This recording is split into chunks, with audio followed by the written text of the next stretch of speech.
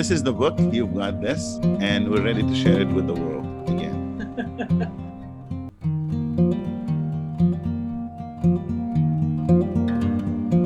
Ladies and gentlemen, welcome to Leadership and Politics with Dr. Abraham. On the show with me today is Dr. Margie Warrell, very exceptional guest. Dr. Margie, welcome. Thank you, Dr. Abraham. It is great to be with you. Nice to see you back again. It's lovely to see you.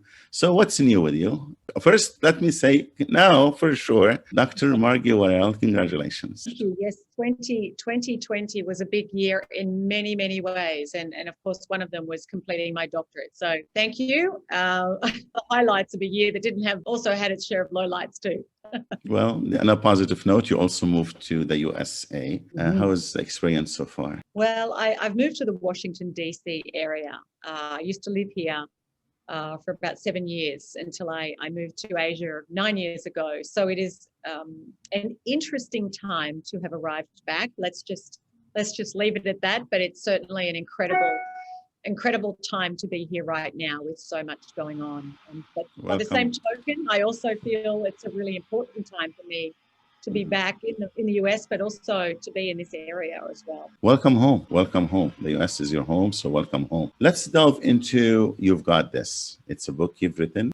You launched it and COVID hit us. Let's go and tell me about the premise of the book. What is the book all about? At the core of this book is the premise that as human beings, most of us live in a very restricted circle of our full potential. And what gets in the way of us realizing that potential and being the change agents that we can be is a lack of belief in ourselves, a lack of trust in our strengths, in our talents, and in our ability to prevail in the face of adversity and rise above our challenges in life.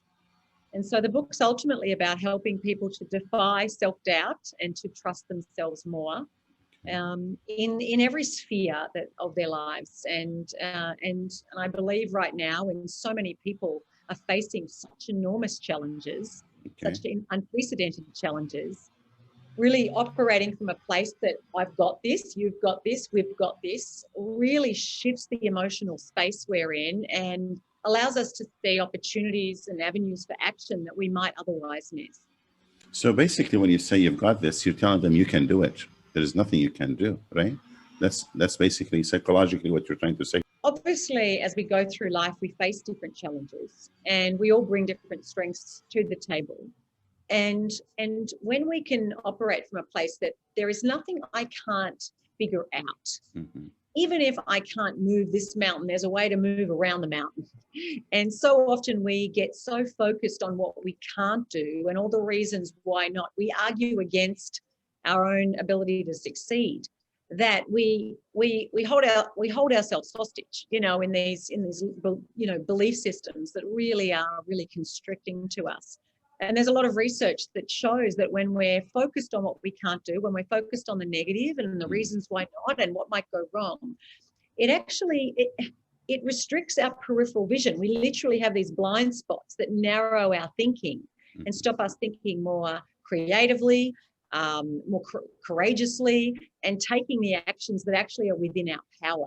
But we don't even think to take those actions because our attention is focused on the deficits versus the surpluses of what we do have.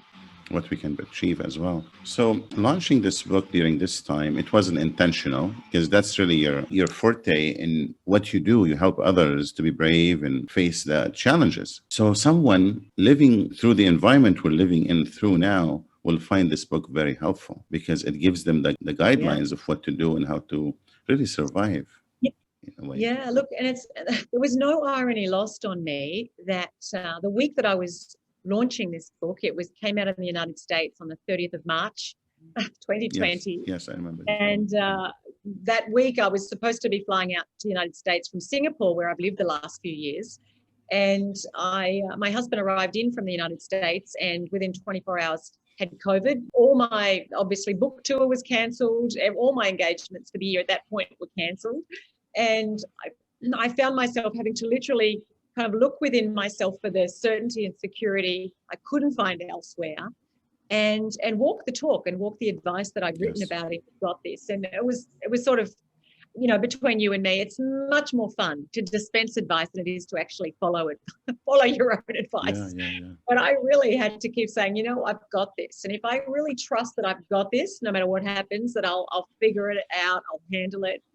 And that there's actually even opportunity in the midst of our adversity to learn things we wouldn't learn, to grow in ways we wouldn't grow. So, Dr. Margie, you talked about self-doubt. Where does that come from? Why do we have self-doubts? I believe all of us experience doubt from time to time in our lives, but some of us experience more, and some of us give those doubts more power than others. So much of it stems from experiences earlier in our lives where we came up with stories. I use the term stories and beliefs about who we are and what we can do based on experiences, based on interactions, based on how we were parented, in the family we were raised in, the culture we were raised in.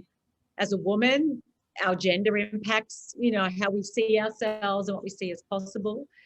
And so a lot of my work isn't about eradicating doubt. The doubts will come up. I still have plenty of doubts come up. However, we can become more masterful in not giving our doubts power to determine what we do and what we say and what we aspire toward. Nice. In your book, you've got this. Do you have the steps necessary for people to understand how to manage self-doubts? Yeah, absolutely. In fact, chapter 2 of my book is called Doubt Your Doubts. And I take people through a series of questions to help them really interrogate their doubts. That negative little noise in our heads that we all have from time to time. Some of us, it sits there very permanently. And actually to really challenge those beliefs that we buy into, because what we tell ourselves isn't necessarily the truth, but we treat it as though it's the truth. And when we treat a belief that like it's the truth, like you're not good enough, or you're not smart enough, or no one will ever value you, or you'll make a fool of yourself, or you tried it once, you failed, you're a loser.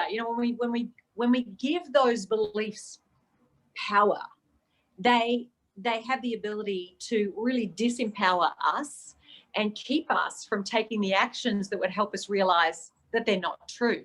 So it becomes that self-fulfilling prophecy. They become reality. And so I often say, they become a reality. If you are operating from that belief that I'm never going to be successful, if you operate from that belief, what does your future look like?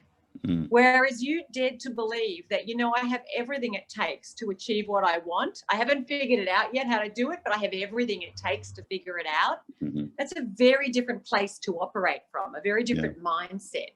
And so managing our own mindset is just mission critical to living a life that we truly enjoy living and to thriving, even through tough times. It's very true. I agree with that. I'm glad you wrote this book because it's very much helpful and needed during this time. You've always been on the helm of helping others and being of service to them by providing really insights that are very helpful. So good for you. Good for you. And I'm glad to share these with our audience. Where can people find the book? It's on Amazon. It's everywhere you would purchase a book online, and it's in some bookstores. It's not in all bookstores. Certainly 2020 put paid to it being as widely distributed in bookstores as I'd have loved. But you can absolutely just Google "You've Got This" on Amazon, or look it up and my name, and it will come up straight away. And I also narrated the book myself. So if you're someone who loves listening to audio versions, you can take it with you on a walk or a run or a drive and have a listen as well. So we have the printed edition, we have the audio edition, and it's in your own voice. Yeah, nice. Yes, nice. Got my Aussie accent. And also it's on your website as well, MargieWarrell.com. Yeah. That's wonderful. What else do you want to tell us? What else do you want to share with us? Look, I think as I move forward this year, and I've just landed back in the United States, and I look forward. I'm looking forward to launching the next series on my Live Brave podcast. So wherever you listen to podcasts, I invite you to come over and check out the Live Brave podcast.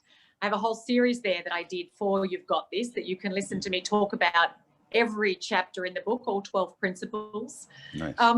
And I would just love to connect with people on social media, on LinkedIn or wherever, Instagram or Facebook, wherever people hang out. It's all under my own name.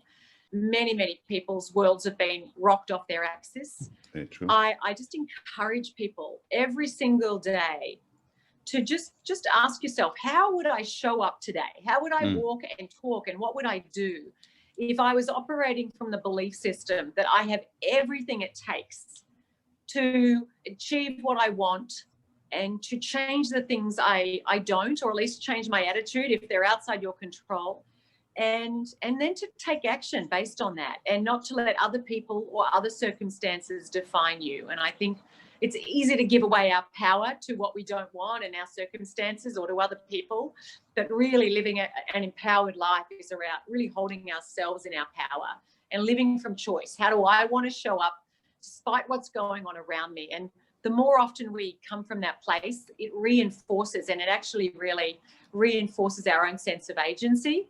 Mm-hmm. And as I wrote in You've Got This, every time you take action in the presence of your fears and your doubts, you dilute their power, and you grow your own. That's wonderful. It's the way you condition your life. Your future really is determined by the way you see things. Absolutely. I grew up in rural Australia on a small dairy farm, and my horizons for myself, Abe, when I was starting out, extended not much further than the back paddock of my dad's farm.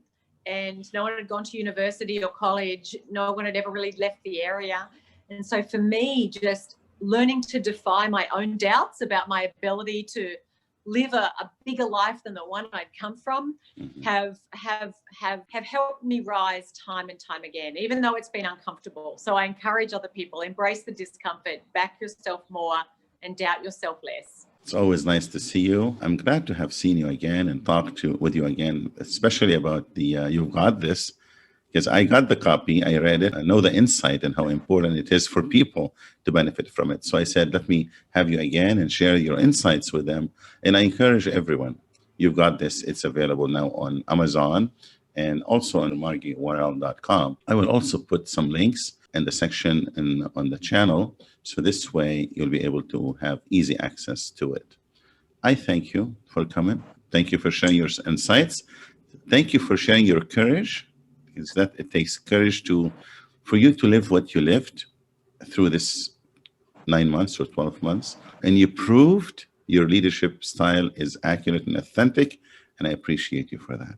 Well, look, thank you very much for your support. I tell you what, I appreciate people like you who are championing people like me to make our mark in the world. So thank you, and likewise back to you. Most welcome. Have a pleasant one. Take care. Bye-bye.